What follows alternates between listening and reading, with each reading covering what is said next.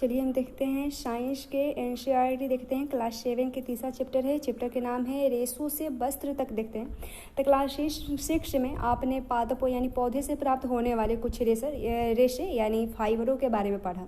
आप यह भी पढ़ा था कि ऊन और रेशम के रेशे जंतुओं से प्राप्त होते हैं। जंतुओं से प्राप्त किए जाने वाले रेशों को जंतव्य रेशे कहते हैं। ऊन के रेशे यानी फाइबर भेड़ अथवा याक के बालों से प्राप्त किए जाते हैं। रेशम के फाइबर रेश कीट के कोकून यानी कोश से प्राप्त होते हैं। क्या आप यह जानते हैं कि भेड़ के शरीर के किस भाग से फाइबर मिलते हैं? क्या आप जानते हैं कि इन रेशों को ऊन में कैसे परिवर्तित किया जाता है? उन्हें हम स्वेटर बुनने के लिए बाजार से खरीदते हैं। क्या आपको जानकारी है कि रेशम के फाइबर से रेशम कैसे बनते हैं और जिससे हमारी साड़ियाँ बुनी जाती है? इस अध्याय में हम ऐसे ही कुछ प्रश्नों का उत्तर जानने का प्रयास करते हैं। देखते हैं पहले जंतव्य रेशे ऊन और रेशम देखते हैं। तो पहले ऊन के बारे में देखते हैं। तो भेड़, बकरी, याक और कुछ अन्य जंतुओं से ऊन प्राप्त किए जाते हैं। ऊन प्राप्त करने वाले इन जंतुओं के शरीर बालों से ढके होते हैं। आप यहाँ चित्र में देख सकते हैं। क्या आप जानते हैं कि इन जंतुओं के आवरण पर बालों की मोटी परत क्यों होती है? बालों के बीच अधिक मात्रा में वायु आसानी से भर जाती है और वायु ऊष्मा की कुचालक है। और जैसा कि आप अध्याय 4 में पढ़ेंगे कि अतः बाल इन जंतुओं के गर्भ में रखते हैं और ऊन इन रोएदार रेशों से प्राप्त किए जाते हैं। कुछ क्रियाकलाप के हिसाब से समझाते हैं। तो अपने शरीर, बाहों और सिर के बालों को छूकर अनुभव कीजिए। क्या आपको उनमें कोई अंतर लगता है? कौन से बाल मोटे और रूखे प्रतीत होते हैं अथवा कौन से मुलायम? हमारी ही तरह भेड़ की रुएदार त्वचा पर 2 प्रकार के रेशे होते हैं। दाढ़ी के रूखे बाल और त्वचा के निकट अवस्थित तंतु रूपी मुलायम बाल। तंतु रूपी बाल ऊन यानी कार्तिक ऊन बनाने के लिए रेशे प्रदान करते हैं और भेड़ों की कुछ नस्लों में केवल तंतु रूपी मुलायम बाल ही होते हैं और इनके जनकों का विशेष रूप से ऐसी भेड़ों को जन्म देने के लिए यचक किया जाता है। और जिसके शरीर पर सिर्फ मुलायम बाल हो वो तंतु रूपी मुलायम बालों जैसे विशेष गुण युक्त भेड़ उत्पन्न करने के लिए जनकों के यचन की यह प्रक्रिया वर्णात्मक प्रजनन कहलाती है। उसके बाद देखते हैं ऊन प्रदान करने वाले जंतु के बारे में। हमारे देश के विभिन्न भागों में भेड़ों की अनेक नस्लें पाई जाती है। यदि भेड़ों की ऊन ही ऊन का एकमात्र स्रोत नहीं है, फिर भी बाजार में सामान्य रूप से उपलब्ध ऊन भेड़ की ऊन ही होते हैं। याक की ऊन तिब्बत और लद्दाख में प्रचलित है। बकरी के बालों से भी ऊन प्राप्त किए जा सकते हैं। अंगोरा ऊन को अंगोरा नस्ल की बकरियों से प्राप्त किया जाता है जो जम्मू एवं कश्मीर के पहाड़ी क्षेत्र में पाई जाती है। और कश्मीरी बकरी की त्वचा के निकट मुलायम बाल होते हैं। इनमें बेहतरीन शॉलें बनाई जाती हैं। इनसे बेहतरीन शॉल बनाए जाते हैं जिन्हें पश्मीना शॉल कहते हैं।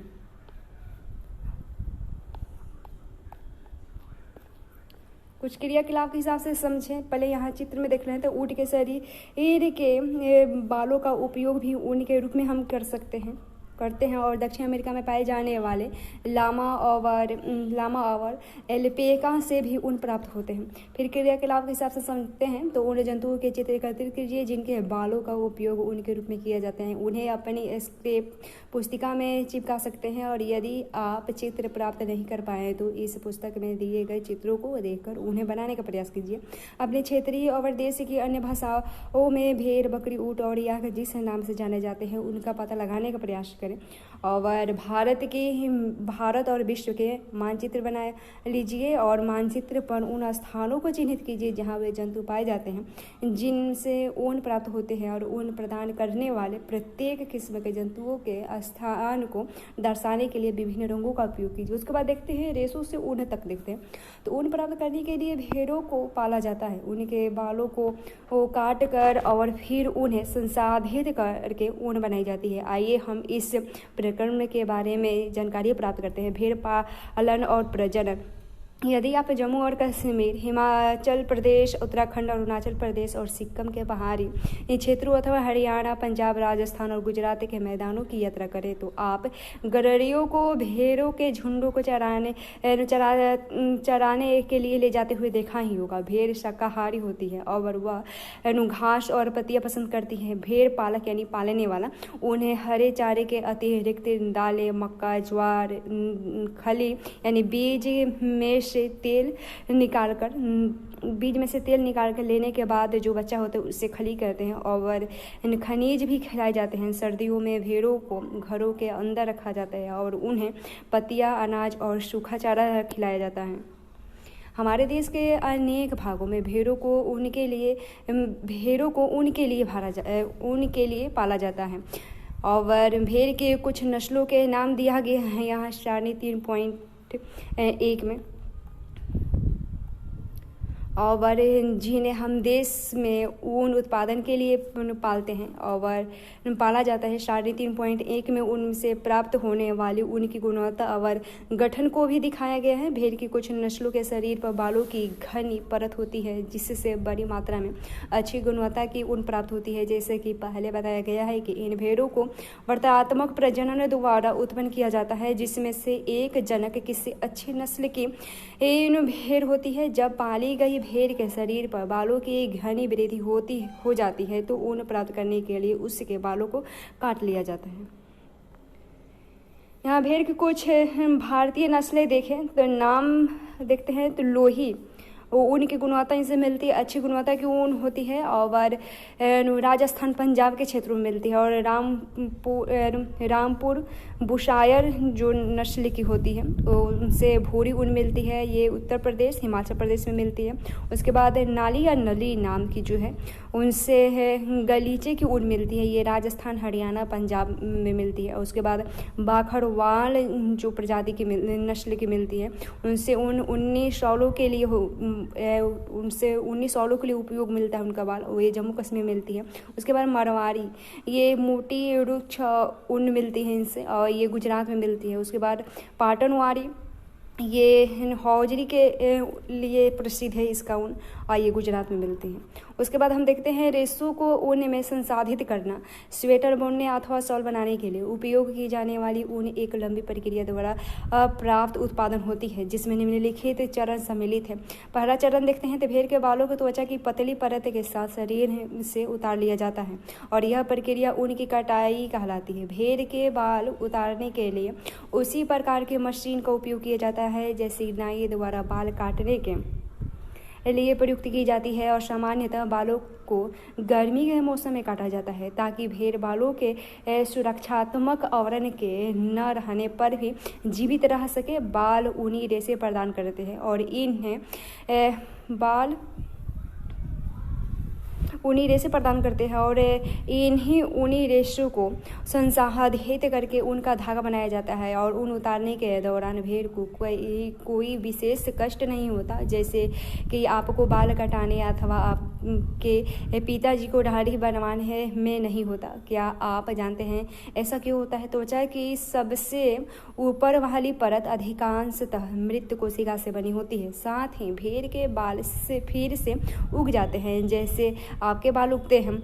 उसके बाद चरण 2 देखें तो त्वचा सहित उतारे गए बालों को टकियों में डालकर अच्छी तरह से धोया जाता है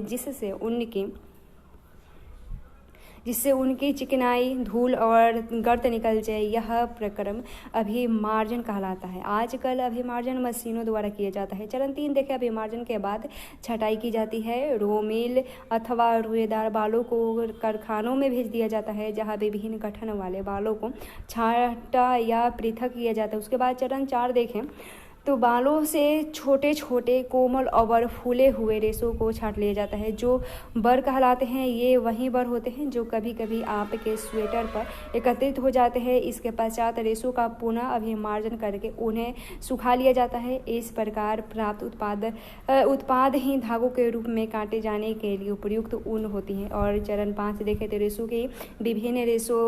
रेशों की विभिन्न रंगों में रंगाई की जाती है क्योंकि भेड़ अथवा बकरी की सामान्य ऊन काली, भूरी अथवा सफ़ेद होती है।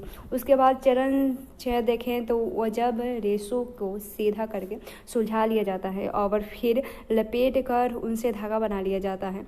तो लंबे रेशों को काटकर स्वेटरों की ऊन के रूप में और अपेक्षाकृत छोटे रेशों को काटकर ऊन वस्त्र बुनने के उपयोग किए जाते हैं।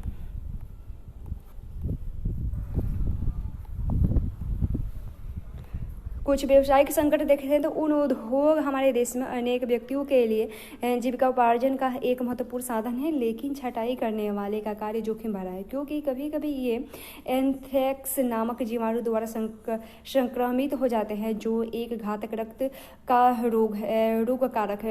रोग कारक है, जिससे शोर्टर्स रोग कहते हैं। किसी भी उद्योग में कारीगरों द्वारा ऐसे जोखिमों को झेलना व्यवसायिक संकट कहलाता है। उसके बाद हम क्रियाकलाप के हिसाब से देखते हैं। तो अपने सहपाठियों के साथ इस विषय पर चर्चा करिए कि क्या मनुष्य के लिए भेड़ों को पालना और फिर ऊन प्राप्त करने के लिए उनके बालों को उतारना उचित है। उसके बाद चलिए हम देखते हैं रेशम देखते हैं।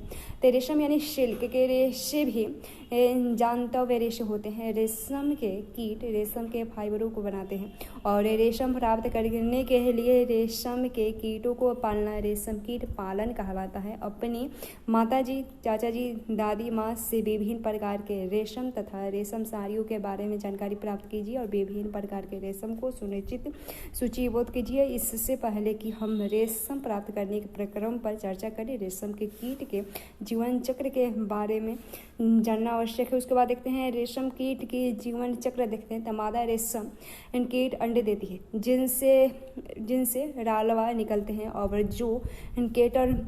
जो कैटरपिलर यानी इल्ली या रेशम कीट कहलाते हैं। ये आकार में वृद्धि करते हैं और जब कैटरपिलर अपने जीवन चक्र की अगली अवस्था में प्रवेश करने के लिए तैयार होते हैं तो यह प्यूपा या कोशित कहलाता है, जो अपने इर्द गिर्द एक जाल बुन लेता है। यह जाल उससे अपने स्थान में बने रहने में सहायता देता है। फिर यह अंग्रेजी संख्या 8 के रूप में अपने सिर को एक सिर से दूसरे सिर तक ले जाता है। फिर सिर की इस गति के समय कैटरपिलर पतले तार के रूप में प्रोटीन से बना एक पदार्थ स्रावित करता है, जो कठोर होकर यानी सूख कर रेशम का रेशा बन जाता है। जल्दी ही कैटरपिलर स्वयं को पूरी तरह से रेशम के रेशों से ढक लेता है और यह आवरण कोकून कहलाता है। कीट का इसके आगे का विकास कोकून के भीतर होता है। रेशम के रेशों का उपयोग रेशम के वस्त्र बुनने के लिए किया जाता है। क्या आप कल्पना कर सकते हैं कि रेशम का मृदु रेशा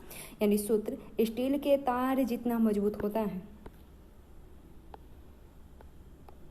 रेशम का धागा रेशम कीट के कोकून से प्राप्त रेशे से तैयार किया जाता है। रेशम कीट अनेक किस्म के होते हैं जो एक दूसरे से काफ़ी अलग दिखाई देते हैं और उनसे प्राप्त होने वाला रेशा का धागा गठन, अर्थात रुक्षता, चिकनाहट, चमक आदि में भिन्न होता है। अतः टसर रेशम, मुहुगा रेशम, कोशा रेशम तथा अन्य प्रकार के रेशम विभिन्न किस्म के रेशम कीटों द्वारा काटे गए कोकूनों से प्राप्त किए जाते हैं। सबसे सामान्य रेशम कीट शहतूत रेशम कीट है। इस कीट के कोकून से प्राप्त होने वाला रेशम फाइबर मृदु, चमकदार और लचीला होता है तथा इसे सुंदर रंगों में रंगा जा सकता है। रेशम कीट पालन अथवा रेशम कीटों का संवर्धन भारत का बहुत प्राचीन व्यवसाय है। भारत व्यावसायिक स्तर पर बहुत अधिक रेशम का उत्पादन करता है।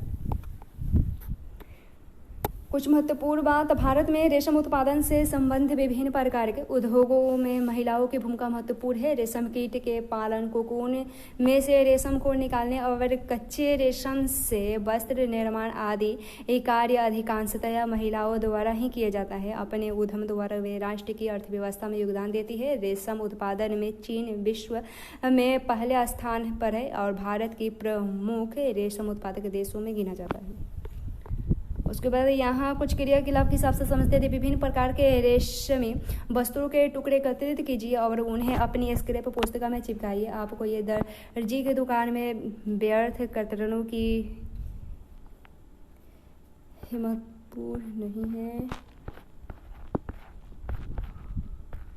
उसके बाद हम देखते हैं कोकून से रेशम तक। रेशम प्राप्त करने के लिए रेशम कीटों को पाला जाता है और उन के कोकूनों को एकत्रित करके रेशम के फाइबर प्राप्त किए जाते हैं। रेशम कीट पालन देखते हैं तो कई मादा रेशम कीट एक बार में सैकड़ों अंडे देती हैं और अंडों को सावधानी से कपड़े की पट्टियों अथवा कागज पर संग्रहित करके रेशम कीट पालकों को बेचा जाता है। और ये पालक यानी किसान अंडों को स्वस्थ कर स्थितियों, उचित ताप एवं आर्द्र की अनुकूल स्थितियों में रखते हैं। अंडों को उपयुक्त ताप तक गर्म रखा जाता है जिससे अंडों में से लार्वा निकल जाए और यह तब किया जाता है जब शहतूत के वृक्षों पर नई पत्तियां आती हैं। लार्वा जो कैटरपिलर अथवा रेशम के कीट कहलाते हैं दिन रात खाते रहते हैं और आमाप यानी साइज में काफ़ी बड़े हो जाते हैं और कीटों को शहतूत की ताज़ी कीट पत्तियों के साथ बॉक्स के स्वच्छ ट्रे में रखा जाता है और 25 से 30 दिनों के बाद कैटरपिलर खाना बंद कर देता है और कोकून बनाने के लिए वे बॉस के बने छोटे छोटे कक्षों में चले जाते हैं और इसके लिए ट्रे में छोटी रैक या टहनियाँ रख दी जाती है जिससे कोकून जोड़ सकते हैं। कैटरपिलर अथवा रेशम कीट कोकून बनाते हैं जिसके भीतर प्यूपा विकसित होता है। उसके बाद ये रेशम की खोज देखें, कुछ महत्वपूर्ण बात है। तो रेशम की खोज का यथार्थ समय संभवतः अज्ञात है। एक प्राचीन चीनी किंवदंती के अनुसार सम्राट हुआंगटी ने सामग्री सी लुई चीन से अपने बगीचे में उगने वाले शहतूत के वृक्षों की पत्तियों में क्षतिग्रस्त होने का कारण पता लगाने के लिए कहा था। सामग्री में पाया कि सफ़ेद कृमि शहतूत की पत्तियों को खा रहे हैं और उन्होंने यह भी देखा कि कृमि अपने इर्द गिर्द चमकदार कोकून बुन लेते हैं। संयोग से एक कोकून उनके चाय के प्याले में गिर गया और कोकून में से नाजुक धागा का गुच्छा पृथक हो गया। रेशम उद्योग चीन में आरंभ हुआ और सैकड़ों वर्षों तक इससे कड़ी पहरेदारी में गुप्त रखा गया। बाद में यात्रियों और व्यापारियों ने रेशम को अन्य देशों में प्रचलित किया। जिस मार्ग से उन्होंने यात्रा की थी उसे आज भी सिल्क रूट कहा जाता है। उसके बाद हम देखते हैं रेशम का संसाधन देखते हैं। तो रेशम फाइबर प्राप्त करने के लिए कोकून की बड़ी डेयरी का उपयोग किया जाता है। कोकून को धूप में रखा जाता है अथवा पानी में उबाला जाता है या भाप में रखा जाता है। इस प्रक्रम में रेशम की फाइबर पृथक हो जाते हैं।